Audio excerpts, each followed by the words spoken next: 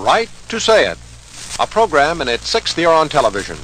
Tonight, presenting a program entitled The Question of Broadcast Ratings. Our guest for this evening is Mr. Ernest H. Clay, Research and Production Director, American Research Bureau, one of the better-known broadcast rating companies.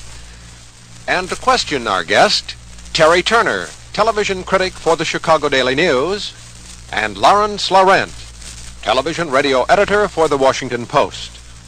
Now, here is guest moderator Glen Mills, Assistant Dean of the School of Speech at Northwestern University. Good evening. Recent congressional committee hearings on the business of television audience measurement and rating have aroused a lot of general public interest in this question. What do the ratings mean? Are they genuine or are they fakes? What are we supposed to believe and what aren't we supposed to believe? Is there some funny business going on here, or is this all above board? Well, to help us answer these questions, we have these three knowledgeable men here today whom I should like to have discuss this question, the question of broadcast ratings. Let's begin by asking a gentleman in the business, Mr. Clay, what do we mean by a broadcast rating?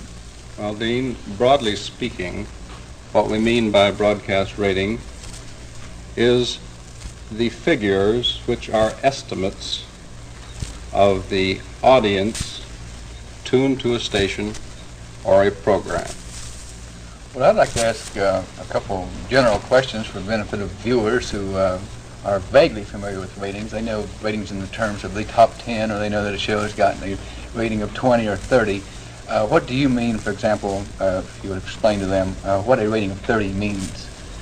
Well, when I ask this question, the answer that I usually give is that the 20 or 30 that you speak about, which is, by the way, the most common type of rating, is simply the percentage of the homes that are able to receive a program that watch it.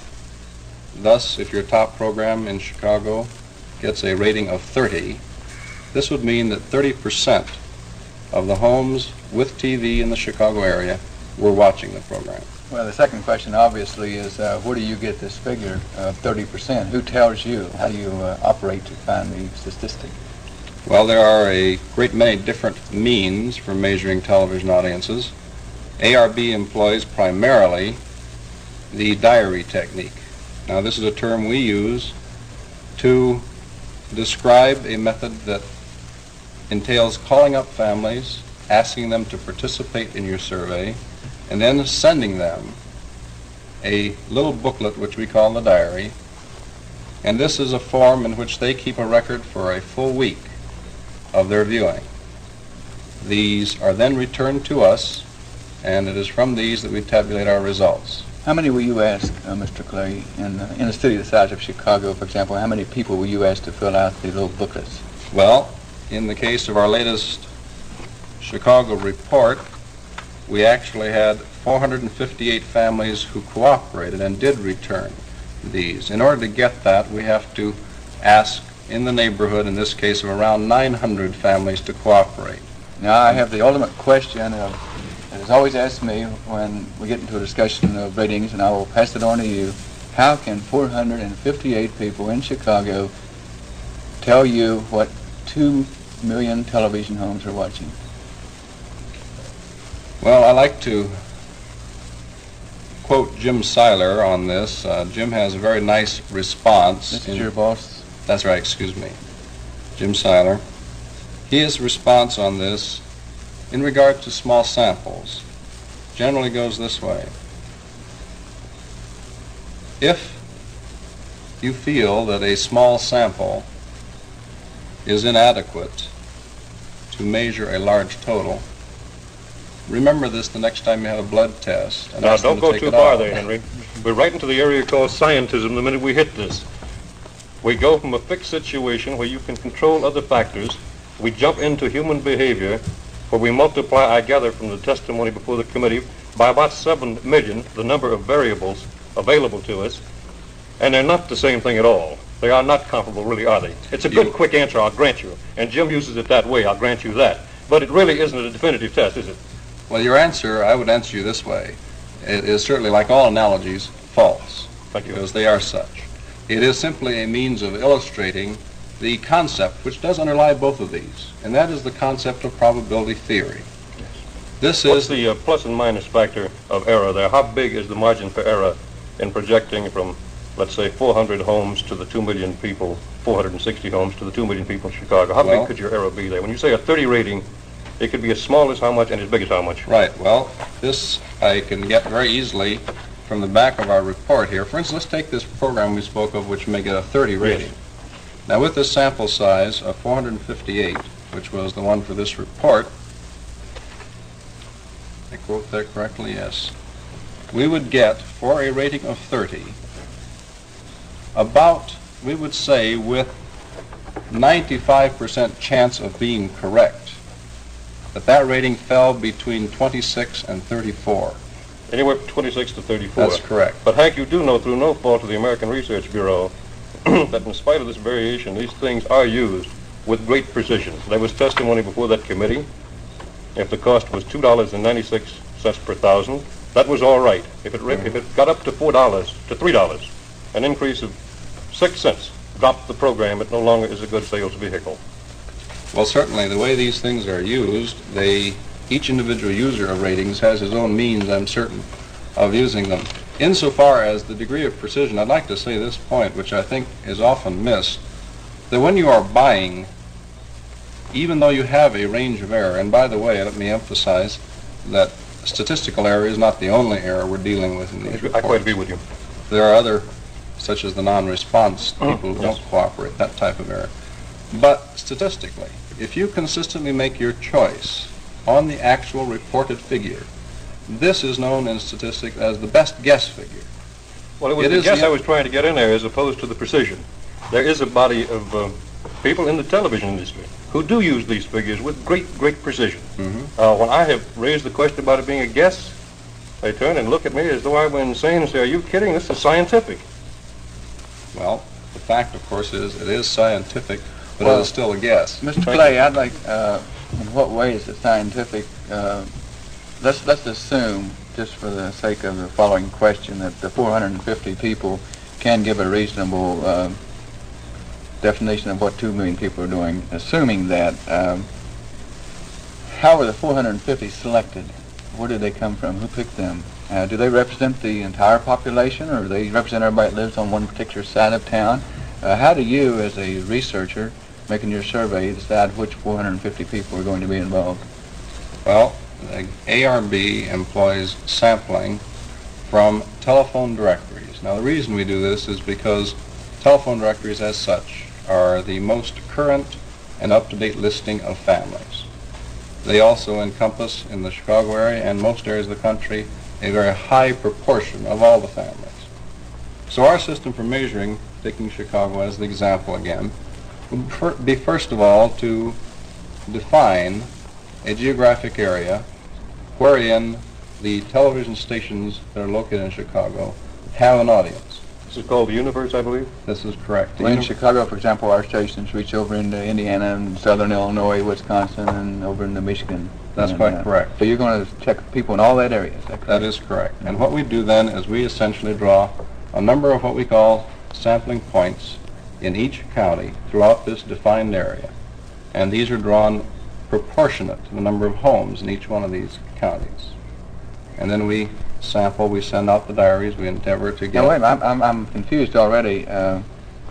You've got the telephone directory in front of you. Now, do you just reach in and say, let's grab 20 people from this page and 20 people from this page, or how do you...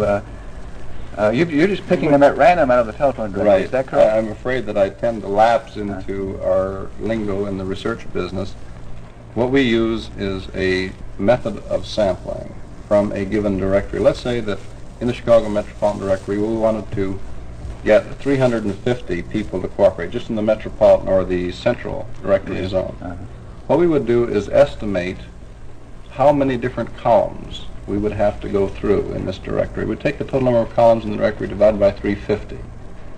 And then we would randomly draw a line of type which is counted from the top of a column.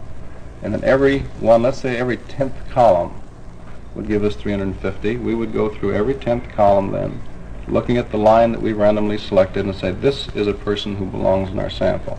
This is known as systematic selection. So systematic selection gives absolutely no recourse to the people who represent other segments of this society. The point I'm making is you have not, as a researcher, said we will pick a sampling to represent the population exactly as it is. There are so many people with certain income levels. There are so many people who live in the suburbs, so many people live in the city, so many people with certain educational levels. But you're not taking that into consideration. You're just picking numbers out of a telephone directory. There I'd have to disagree with you. We are exactly taking that into consideration. Well, even if we grant you that, Hank, and I'm willing to grant you I'm that, not willing to grant it. random Just a selection. minute. I'm not willing to grant that. How is it Maybe I can clarify a that cross-section? briefly. The figures you speak of, such as income, ethnic origin, things of this nature, it's very difficult, number one, to get precise current figures on these. And what you are referring to is a stratified sample or a quota sample. We say we want so many high income, so many low income, Yes, so medium income. And education. Or education, any one of these other factors. With random selection, which is a form of random sampling or systematic selection, you automatically pick these up if you have conducted this systematic selection in the proportions that they exist within the frame, the list of families you draw your sample from. You hope. In other words, these things automatically, you pick them up again, plus and minus sampling variance. Before you go too far there, though, Hank, what happens when these people start returning your diaries with no thanks? Then what becomes of this random sample supposedly picked to represent this entire universe perfectly? Now what becomes of it? You had to tap how many people to get 458? Roughly 900. 900. That's correct. What happened to your random selection now in the loss here? Well, what happens, as you point out, is that these people send it back to you and essentially say nuts. Are we Or they don't even send it Are we back. fairly safe then in saying what the report would most accurately represent is the viewing patterns of those people who are willing to keep diaries? Yes. You would be Isn't it say, limited most to that? accurate in saying that? Would I not be most accurate in having that description? I think what he means is, might this possibly represent different sorts of television viewing tastes? Might there not be some correlation between a willingness or unwillingness to cooperate and certain tastes? That's right. in People who viewing? don't want the thing in their house may watch something else than people who do take This is quite true, and this is one of the biggest problem areas where we and other rating companies have devoted a considerable amount of research. Now, But you do change your sample regularly. we do. We are one of the companies who uses a fresh sample each Yes. time we run a Now, study. as a man in the ratings business, the largest ratings business in the world, I'm told, is the A.C. Nielsen Company. Its national sample comes off 1,200, usually about 1,000 operating autometers, and I gather this is a fixed sample. What happens to a fixed sample as opposed to one that changes with each time you make a survey? Well, I don't ask you to address this to the A.C. Nielsen Company. I ask you to address this to the problem of the fixed sample. in the area of fixed sample, you have advantages and you have disadvantages. And the same thing is true of the non-fixed sample. Let me just first say the fixed sample gives you these advantages.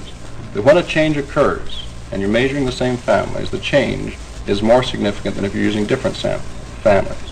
And the reason for this is a change is a real change. It's not a chance probability change. Is this not, again, an accurate reflection of those people who are willing to have autometers in their homes? In that respect, and I wish I could clean that one up, I'll get back to it in a minute. Certainly in the case of any kind of survey, the only absolute fact you can say is that I have here a record that these people have given me, and even the veracity of that may be subject to question. I know that people who keep diaries and such things tell me that they sometimes forget to fill them out for a while, and they fill them in at the last minute in what they might like to have watched sometimes, and they sometimes fill them out to reflect viewing patterns they wish that they had. They do it in surveys about what books are you reading lately, don't they? Yes, we have a great deal of information, I think, from various things on this kind of data. People won't tell you the truth is a problem. You mean everybody's proud of watching Beverly Hillbillies? Well, let's say there are sufficient people who are proud of it to let their wishes Well, if I were come going out. to falsify a book, I'd put in the best possible cultural shows that had discussion groups and so forth. That wouldn't be put Not in if you Beverly disliked Hills. that kind of programming, you That's wouldn't, Terry. true, that's If true. you objected to that kind of programming, even if you saw it, you'd leave it out. It's And I interesting. think there is some evidence that people in lower educated, lower income groups have some kind of resentment against these educated kind of programs, and even if they were trapped into looking at one by, let's say, a high school senior in the house, they might not register this. Well, I think what you've shown here is that when you select your people, some of them are going to take the book, some aren't, some of them are going to fill it out and some aren't. And you've got 450 who've returned it for Chicago. And you just looked up something that showed that the rating would vary from 26 to 30. Well, this particular show here, being a discussion 26 to show. 34, Terry. This show here, being a discussion show scheduled in certain time periods throughout the country, one particular area is up against a very, very popular network show. And in Chicago, for example, this show is lucky to get a rating of 1 or 2.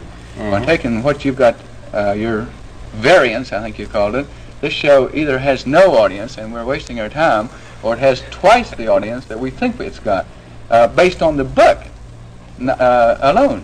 Now you say that error is even greater, can be greater, because some people won't fill out the book. So we've got a minus audience. Well, on a rating of 1 or 2, it could be down close to 0. By the way, probability theory doesn't allow you to go into minus numbers. Maybe somebody's calling and asking them to turn off the show. I think, what's the polite way for saying minus 0.2 minus? There are all sorts of different symbols. But Let me ask you about people with unlisted telephones, please. This has become quite a status symbol in our society. Telephone company tells me it's a great problem. Are we overlooking these people entirely? Well, yes, currently we are. There are means of getting at these people, and they are rather interesting. Where this becomes a serious problem, we're in New York City, for instance, we're about 13%, according to the latest figures of the families. Would that not tend to be upper income groups? This I don't know. I would think so. I would concur. Since they're not charging a fee for it, I should think that would be an upper income group. The way you can include them in your sample is simply to draw random telephone numbers, not from a telephone record, but just draw random 5-digit numbers. And You this mean way just- you just sit just down and dial dial. Now, of course, a lot of your dialings are wasted, That's very interesting. but it Well, is so a we means get of to them. a means of including them then in the sampling frame. Well, Hank, you would agree with me that they do exist, and we've had them parading before this Committee on Investigation. People in the ratings business who, from their own testimony, sat in our office and made up these figures. I think of one in Kansas City, for example, where Mrs. Jones, with the assistance of 3 or 4 people, and they put out hundreds of rating reports a year, with no discernible research done in the field. I don't say the American Research Bureau is one of these. In fact, I think you got a very clean bill of health from that committee. But you would agree with me they do exist. Yes.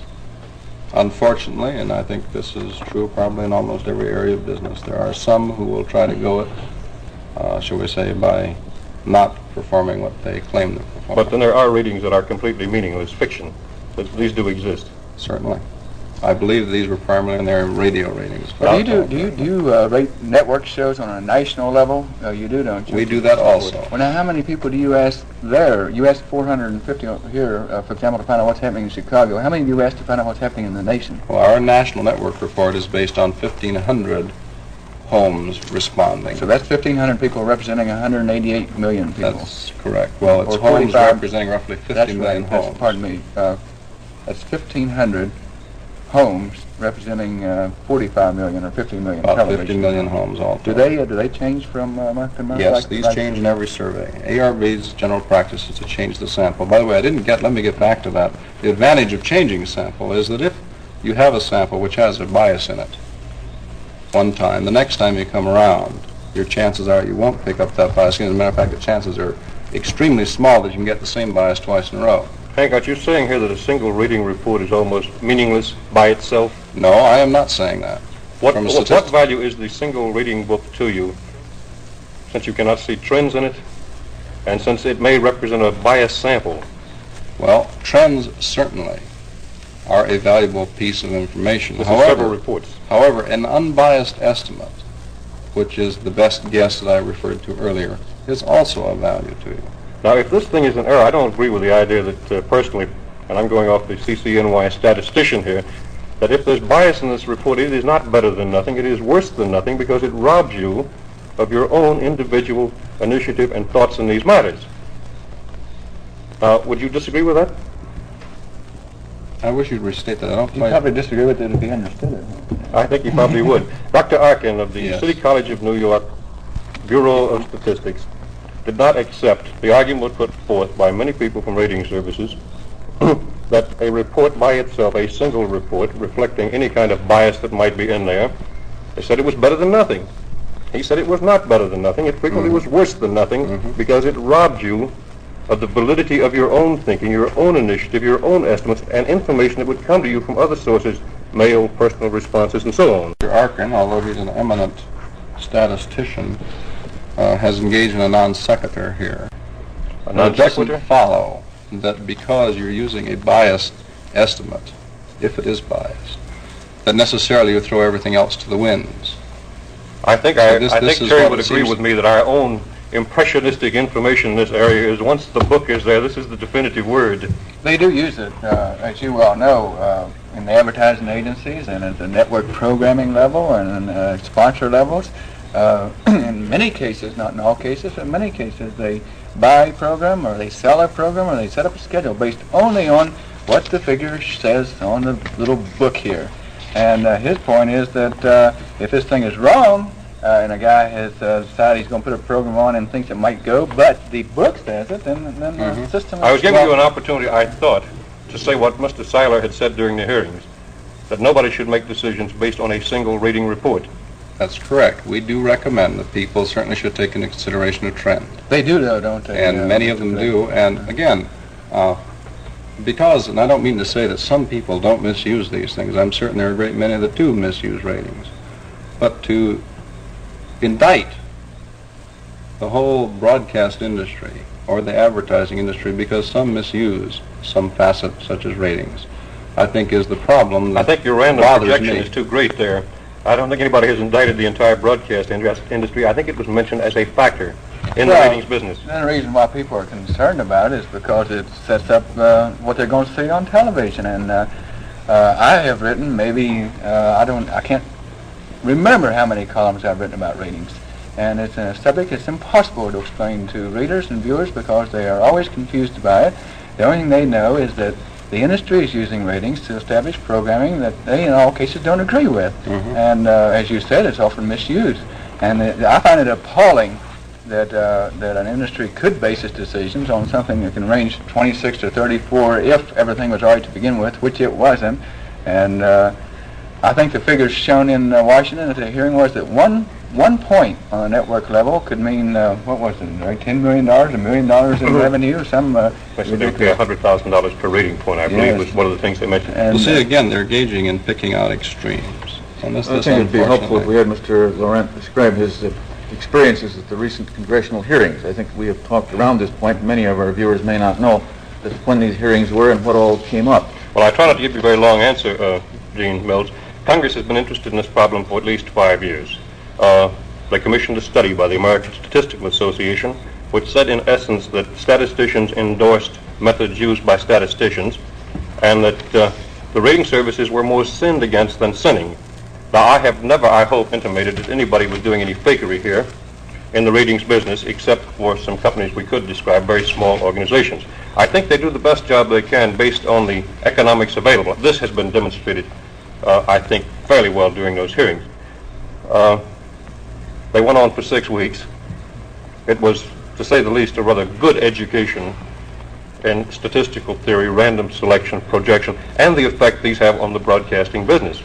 It is incredible to me, as it is to Terry, that a billion-dollar industry would find itself tied so closely to something as ephemeral as this. And for this reason, I should mention that the American Research Bureau, as a result of these hearings, at least partly, is doubling its sample sizes throughout the country. I saw a magazine item the other day that said this was just a grandstand play. Someone made this charge. what the committee hearings were? No, this doubling of the sample by ARB, American Research Bureau. Someone by the name of Kearney, I think it was, in some magazine, said, oh, that's just a grandstand play. Well, I think certainly there are those who are opposed to the fact that when you do increase the quality, it's going to increase costs, and costs may come first in some instances. Your particular rating service don't you concentrate most of your effort in finding out what's happening in local markets? You're not as involved in network programming as the A.C. Nielsen Company. No, 90% of the network expenditures are for A.C. Nielsen Company reports, I believe, was the testimony, was it not? That was roughly. I don't think we'll go into why you got out of the national business, will we? I don't think there's any particular reason why we got out. We've been trying to get in for some time. This was not as a result of a lawsuit filed against the ARBitron system, which they have on the board over there? No, as a matter of fact, that ARBitron system has quite some time ago been settled. What's an Arbitron? ARBitron is another measurement system which actually is based on electronic devices, which are actually wired into the home and run over leased lines into a central computer. And if they shoot the board, I don't know if they want to get the picture of these homes are wired into this reporting board, and the lights will light up opposite each station in proportion to the audience tuned to that station. This is currently in use only in New York. You mean if I want to find out what the ratings are, I can look at those little lines and see lights flashing? Terry, it was known in the trade in the days when it was running as instant ulcers. Instant You ulcers. could stand and look at the board and watch this 300 sample in New York tune in and out, for example. Well, if one of those lights burned out, wouldn't that mean that maybe a series could be canceled for the whole year? And 3 people thrown out of work in Hollywood and 3 in New York. And I think you would address your question to him and not wiped me. out. One little 5-cent light just burned out. Well, I mean, that obviously is not the case, but ARBitron is, as you've explained, instantaneous measurements. yes, The instantaneous signal comes electronic. right from the set-in and shows up on that board. That's correct. Now, the printed A reports producer also watched it very carefully. He could say, get that cowboy back out. Sets in use went up 20% while he was on here. Honestly, I mean, to be a little bit more seriously, what is the purpose of the board itself? Nobody can sit there and study it. You release printed reports about what is happening, but why the board? Why the actual board? Well, it's like Confucius said, a picture's worth 1,000 words, and this is simply for people to come in and observe, because the printed report does come out of the computer, actually. And you do not do radio measuring at all in your company, do you? We are not engaged in radio measurement. Would you tell me why you don't engage in that? Well, I'm sorry, gentlemen, but our time is up, saved by the bell. Our thanks to our guests for this evening, Mr. Ernest H. Clay, Research and Production Director, American Research Bureau, Terry Turner, Television Critic for the Chicago Daily News, and Laurent, Television Radio Editor for the Washington Post. We hope you will join us next week when our guest will be the Honorable John F. Henning, Undersecretary of Labor. Thank you and good night.